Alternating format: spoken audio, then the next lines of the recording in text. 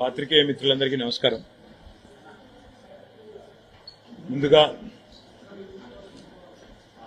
ఈ పార్లమెంట్ ఎన్నికల్లో మా పార్టీ అభ్యర్థుల గెలుపు కోసం, పార్టీ విజయం కోసం అహర్నిశలు కష్టపడ్డ మా గులాబీ సైనికులందరికీ రాష్ట్ర వ్యాప్తంగా, తెలంగాణ వ్యాప్తంగా హృదయపూర్వకంగా వారికి నేను చాలా వినయపూర్వకంగా ప్రణామాలు, ధన్యవాదాలు తెలియజేస్తా ఉన్నా. ఎందుకంటే సామాన్యమైన విషయం కాదు. ఒక పార్టీ 5 నెలల కింద జరిగిన శాసనసభ ఎన్నికల్లో అనుకోని అనూహ్యమైన పద్ధతుల్లో పరాభవం పాలైన, మరి తర్వాత రకరకాల కుట్రలు, కుతంత్రాలు, పార్టీలోంచి నాయకులను తీసుకొని పోవడాలు ఇవన్నీ జరిగినా, కొంతమంది స్వార్థపరులు పార్టీని విడిచిపెట్టి పోయినా, పట్టుదలతో, మొక్కవోని ధైర్యంతో ఇవాళ రాష్ట్ర వ్యాప్తంగా గ్రామ గ్రామాన, ప్రతి పట్టణంలో కూడా, ప్రతి గల్లీలో కూడా అద్భుతంగా పనిచేసిన మా అన్నదమ్ములకు, మా అక్క చెల్లెళ్లకు, బీఆర్ఎస్ పార్టీ కుటుంబ సభ్యులందరికీ హృదయపూర్వకంగా ధన్యవాదాలు. హృదయపూర్వకంగా మళ్ళొక్కసారి వారికి నమస్కారాలు. ఒకవైపు క్షేత్రస్థాయిలో మా నాయకులు, కార్యకర్తలు బలంగా పనిచేయడం, మరొక వైపు సోషల్ మీడియాలో కూడా అంతే స్థాయిలో ఎప్పటికప్పుడు ప్రత్యర్థుల దుష్ప్రచారాలను, ప్రత్యర్థులు చేసే విమర్శలను తిప్పికొడుతూ సోషల్ మీడియాలో కూడా అద్భుతంగా పనిచేసిన మా సోషల్ మీడియా వారియర్స్ అందరికీ కూడా హృదయపూర్వకంగా ధన్యవాదాలు. ఎందుకంటే ఇప్పుడు ప్రసార మాధ్యమాల్లో, ముఖ్యంగా ఈ సామాజిక మాధ్యమాల్లో ఎక్కడికక్కడ మా పిల్లలు ఒకవైపు ప్రభుత్వం కేసులు పెట్టే ప్రయత్నం చేసినా, రేవంత్ రెడ్డి పోలీసులు భయపెట్టే ప్రయత్నం చేసినా, ఎక్కడికక్కడ చాలా చురుగ్గా పార్టీ యొక్క ఆలోచనను, బీఆర్ఎస్ పార్టీ గెలవాల్సిన ఆవశ్యకతను వివరించి చెప్పినందుకు సోషల్ మీడియాలో కూడా పనిచేసిన మా నాయకులు, కార్యకర్తలు, సైనికులు అందరికీ పేరు పేరున నమస్కారం. దాడులను, కేసులను, కుట్రలను, కుతంత్రాలను, స్వార్థపరుల రాజకీయ ఎత్తుగడలను ఎన్నిటినీ తిప్పికొడుతూ మరి మొక్కవోని ధైర్యంతో ముందుకు పోయినాం. పెద్దలు కేసీఆర్ గారి బస్సు యాత్రతో నిజంగా చెప్పాలంటే పార్లమెంట్ ఎన్నికల్లో ఒక మలుపు తిప్పింది రాష్ట్ర రాజకీయాన్ని కేసీఆర్ గారి బస్సు యాత్ర. 17 రోజుల బస్సు యాత్రతో 2 జాతీయ పార్టీలు కూడా దిగిరాక తప్పని పరిస్థితి. 2 జాతీయ పార్టీల నాయకత్వాలు కూడా తెలంగాణ చుట్టూ గింగిరాలు కొట్టక తప్పని పరిస్థితి కేసీఆర్ గారి బస్సు యాత్ర కల్పించింది. ఏ జిల్లాకి పోయినా, ఏ నియోజకవర్గానికి పోయినా, ఏ పట్టణానికి పోయినా బ్రహ్మరథం పట్టినారు ప్రజలు. ముఖ్యంగా రాష్ట్రంలోని ప్రతి పాయింట్లో ఎక్కడెక్కడైతే కేసీఆర్ గారు కాలు పెట్టారో దాదాపు 30 చోట్ల, ప్రతి చోట కూడా మరి ఈ బస్సు యాత్రని, రోడ్ షోలను కూడా విజయవంతం చేసిన మా పార్టీ నాయకత్వానికి కూడా హృదయపూర్వకంగా ధన్యవాదాలు. ఆదిలాబాద్ నుంచి అలంపూర్ దాకా ఇవాళ గులాబీ సైన్యంలో గుండెల నిండా కూడా ఆత్మవిశ్వాసం కనబడతా ఉంది. తప్పకుండా 2 జాతీయ పార్టీలకు కూడా ముచ్చెమటలు పట్టించినాం. మొత్తం క్యాడర్ నుంచి లీడర్ల దాకా అందరిలో కూడా స్పష్టమైన ఒక విశ్వాసం, స్పష్టమైన ఒక నమ్మకం. పార్టీ 10 కాలాల పాటు చల్లగా ఉంటుందనే ఒక ధైర్యం, ప్రజల నుంచి వచ్చిన ఆదరణ చూసిన తర్వాత ఒక పూర్తి స్థాయి స్థైర్యం ఏదైతే పెరిగిందో, ముఖ్యంగా కేసీఆర్ గారి పోరుబాటకు జనం నుంచి వచ్చిన స్పందన చూసిన తర్వాత బ్రహ్మాండంగా మరి కార్యకర్తల్లో గొప్ప ఉత్సాహం, కొత్త జోష్ కూడా వచ్చింది. వాళ్ళ రాష్ట్రంలోనేమో ఇక్కడ కాంగ్రెస్ ప్రభుత్వం మేము చేసిన పనులన్నింటినీ కూడా తిరగదోడి కొత్త జిల్లాలు రద్దు చేయాలని, అదేవిధంగా కేసీఆర్ ఆనవాళ్లు లేకుండా చేయాలని ఒక చిల్లర ప్రయత్నం ఏదైతే చేస్తున్నదో, ఇది కూడా రాష్ట్ర ప్రజల్లో ఒక విముఖతను, ఒక రకమైన మరి ప్రభుత్వం పట్ల వ్యతిరేకతను పెంచిందని చెప్పి కూడా మేము అనుకుంటా ఉన్నాం. అదేవిధంగా 6 గ్యారంటీలు 100 రోజుల్లో అమలు చేస్తామని చెప్పి మొత్తంగా 420 హామీలు ఇచ్చి ఇవాళ వాటిని తుంగలో తొక్కిన వైనం మీద కూడా కాంగ్రెస్ పార్టీ మీద ప్రజల్లో తీవ్రమైన వ్యతిరేకత కనబడింది. మేము ఎక్కడెక్కడైతే తిరిగినామో చాలా స్పష్టంగా, ముఖ్యంగా గ్రామీణ ప్రాంతాల్లో రైతు భరోసా అని చెప్పి మోసం చేసినందుకు, రైతు బంధునే మొత్తంగా వేయనందుకు, కరెంటు విషయంలో తీవ్రమైన నష్టం చేసినందుకు, క్వింటాల్కు 500 బోనస్ ఇస్తామని చెప్పి బోగస్ మాటలు చెప్పి మోసం చేసినందుకు ఇవాళ రైతులు బగ్గున మండుతా ఉన్నారు. తప్పకుండా ఆ వ్యతిరేకత అనేది ఓట్ల రూపంలో కనబడుతుంది గ్రామీణ ప్రాంతాల్లో అని చెప్పి మేము అనుకుంటా ఉన్నాం. రుణమాఫీ కూడా ముఖ్యమంత్రి గారు స్వయంగా తారీఖులు చెప్పి మళ్లీ మాట మార్చిన విధానం, తేదీలు మార్చిన విధానం, దేవుళ్ల మీద ఎన్ని ఓట్లేసినా ఒక నమ్మలేని పరిస్థితిని కాంగ్రెస్ పార్టీ పట్ల తీసుకొచ్చిన మాట కూడా వాస్తవం. రైతాంగం అంతా ఒకటే అనుకున్నారు, కేసీఆర్ ఉన్నప్పుడే బాగుండే, అందుకే ఈ ఎన్నికల్లో కర్రుగాల్చి వాత పెట్టాలనుకున్నారు, పెడతారని చెప్పి కూడా నేను బలంగా నమ్ముతా ఉన్నాను. రాష్ట్రంలోని మా ఆడబిడ్డల్లో కూడా కాంగ్రెస్ పార్టీ పట్ల తీవ్రమైన వ్యతిరేకత కనబడ్డది. మహిళలకి 100 రోజుల్లోనే 18 ఏళ్లు నిండిన 1,67,00,000 మంది ఆడబిడ్డలకు నేను నెలకు 2,500 రూపాయలు 100 రోజుల్లోనే ఇస్తానని చెప్పి ఏదైతే మాట ఇచ్చారో ఆ హామీ నెరవేర్చకపోవడం, అది మాత్రమే కాకుండా తులం బంగారం అని, స్కూటీలని, పెద్ద మనుషులకు కూడా 4,000 పెన్షన్లని, అదేవిధంగా చివరికి మాటలన్నీ పెద్ద మాటలు చెప్పి మంచినీళ్లకి మళ్ళీ ఒక్కసారి రోడ్డున పడాల్సిన దుస్థితి, పిందెలు పట్టుకుని రోడ్డుకెక్కే పరిస్థితి ఏదైతే ఈ ప్రభుత్వం తెచ్చిందో దానివల్ల మహిళలు ముఖ్యంగా వారు కూడా తీవ్రమైన ఆగ్రహంతో ఈ ప్రభుత్వాన్ని క్షమించే పరిస్థితిలో లేరు. అదేవిధంగా ఈరోజు ఈ రాష్ట్రంలోని అన్ని వర్గాలు, వీళ్ళు వాళ్ళని కాదు, పెద్ద మనుషులు మాకు 4,000 రూపాయల పెన్షన్ ఇస్తారనుకున్నాం, కానీ మా జనవరి నెల 2,000 పెన్షన్ ఎగ్గొట్టిండు రేవంత్ రెడ్డి అనే మాట వారి మనసులో కూడా బాగా బలంగా నాటుకొని పోయింది. అట్లా ఏ ఒక్క వర్గం కూడా ఇవాళ కాంగ్రెస్ కు కొత్తగా తోడైంది లేదు. అట్లని చెప్పి బీజేపీ పైన కూడా పెద్ద సానుకూలత లేదు.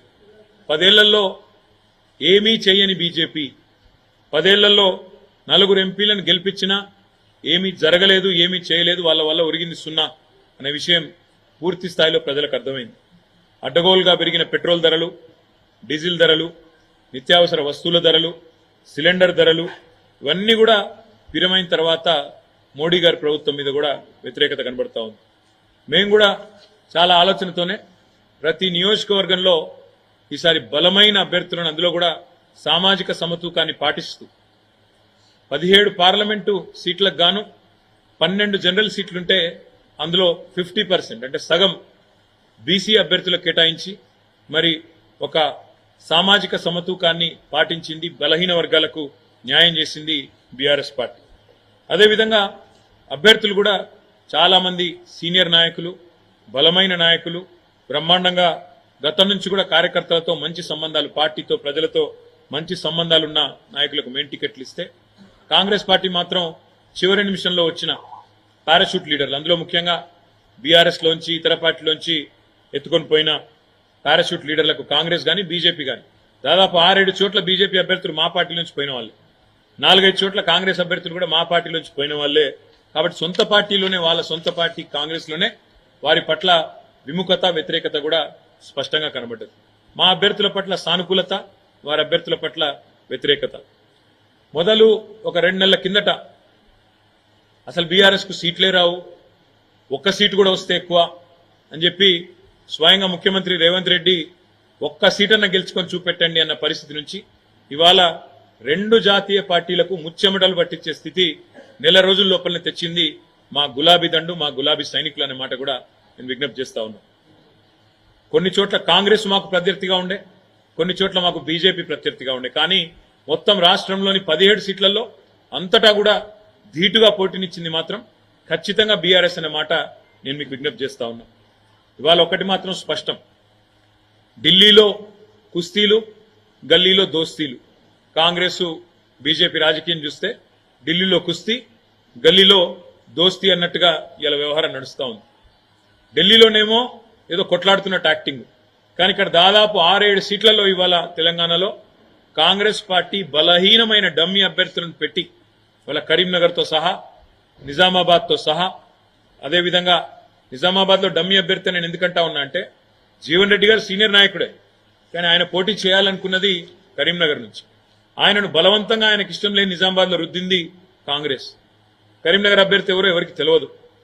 సికింద్రాబాద్ అభ్యర్థి అసలు ప్రచారం కూడా దాదాపు లాస్ట్ 10 రోజుల వరకు చేయలేదు.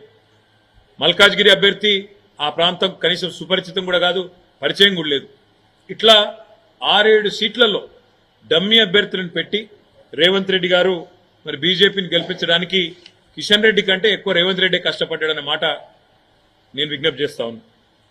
అదే మాదిరిగా ఇవాళ ఒక వార్త స్పష్టంగా కనబడతా ఉంది. నేను మా నాయకులు కార్యకర్తలకు కూడా నేను చేసే విజ్ఞప్తి, వాళ్ళ దేశంలో ఈ 2 కూటమిల్లో ఏ కూటమికి కూడా స్పష్టమైన మెజారిటీ వచ్చే పరిస్థితి కనబడడం లేదు. ఇటు బీజేపీ ఆధ్వర్యంలో ఉన్న ఎన్డీఏకి కానీ కాంగ్రెస్ ఆధ్వర్యంలో ఉన్న ఇండియా కూటమికి కానీ స్పష్టమైన మెజారిటీ అయితే వచ్చే పరిస్థితి లేదు. ప్రాంతీయ పార్టీలే తమ హవా కొనసాగించబోతా ఉన్నాయి. తప్పకుండా ఏ పార్టీలైతే ఇండియాలో కానీ ఎన్డీఏలో కానీ లేవో ఆ పార్టీలకు వచ్చే సీట్లు, అందులో చాలా ప్రముఖమైన పార్టీలు ఉన్నాయి. బీఆర్ఎస్ ఉన్నది, వైఎస్ఆర్సీపీ ఉన్నది, బిజు జనతాదళ్ ఉన్నది. వీళ్ళే రేపు ప్రాంతీయ శక్తులే నిర్ణయాత్మకమైన పాత్ర పోషిస్తాయనే విశ్వాసం మాకున్నది. 5 నెలలు టైంపాస్ గా నడిపింది కాంగ్రెస్ ప్రభుత్వం ఈ రాష్ట్రంలో ప్రభుత్వాన్ని.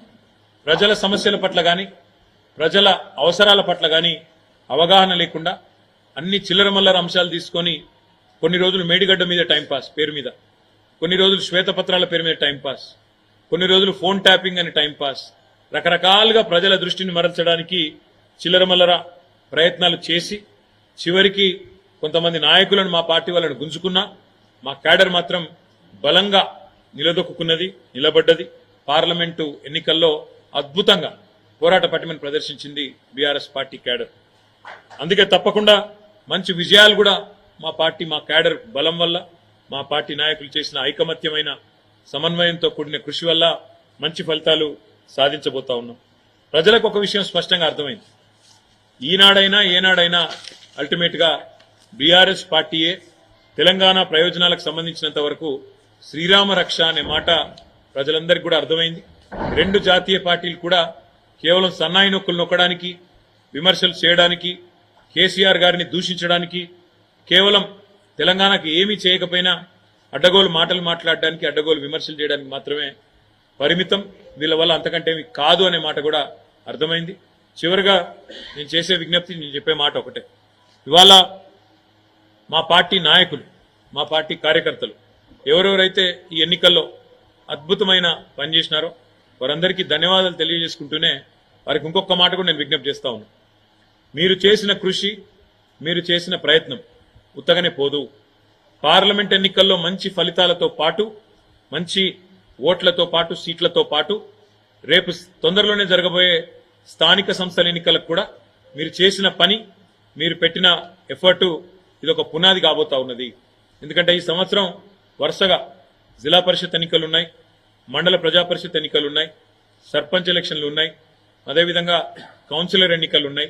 ఇవన్నిటికీ ఒక బలమైన పునాది, ఒక బలమైన మరి ఎఫర్ట్ ఏదైతే మనం చేసినామో తప్పకుండా ఇవన్నిటికీ ఇది ఒక బలమైన ప్రాతిపదికగా మారుతుంది. తప్పకుండా కాంగ్రెస్ బీజేపీ శాయశక్తుల ఎన్ని ప్రయత్నాలు చేసినా తప్పకుండా మీ అందరి ఎఫర్ట్ వల్ల మళ్ళీ తెలంగాణ ప్రజల ఆశీర్వాదంతో బీఆర్ఎస్ పార్టీ ఈ 3 పార్టీలలో అత్యధిక సీట్లు సాధించిన పార్టీగా నిలబడబోతుందని చెప్పి కూడా తెలియజేస్తూ మళ్ళొక్కసారి మాకు ఎన్నికల్లో ఓట్లేసిన ప్రజలకు, అదేవిధంగా అహర్నిశలు కష్టపడి పనిచేసిన మా గులాబీ సైనికులకు హృదయపూర్వకంగా ధన్యవాదాలు తెలియజేస్తూ తప్పకుండా మంచి మెజారిటీతో మరి మంచి గౌరవప్రదమైన స్థాయిలో ఆ 2 పార్టీల కంటే ఎక్కువనే సీట్లు సాధిస్తామని చెప్పి కూడా ఆశాభావాన్ని వ్యక్తం చేస్తూ మాకు సహకరించిన ప్రతి ఒక్కరికి, మీడియాతో సహా ప్రతి ఒక్కరికి కూడా పేరు పేరున ధన్యవాదాలు, పేరు పేరున నమస్కారం. Thank you.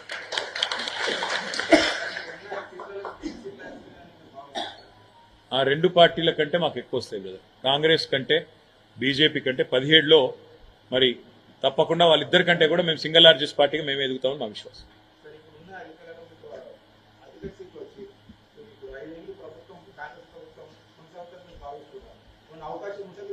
జూన్ 4th నాడు చూద్దాం బ్రదర్, తొందర ఎందుకు, అన్నిటికి ఇప్పుడే తొందరపడితే ఎట్లా. ఒకటైతే పక్కా నాకు తెలిసి కాంగ్రెస్ పార్టీ పరిస్థితి మాత్రం ఎన్నికల తర్వాత బాగుండదు. ఎందుకంటే ఈ 5 నెలల్లోనే ఎక్కడ లేని వ్యతిరేకతను ప్రజలు మూటగట్టుకున్నది కాంగ్రెస్.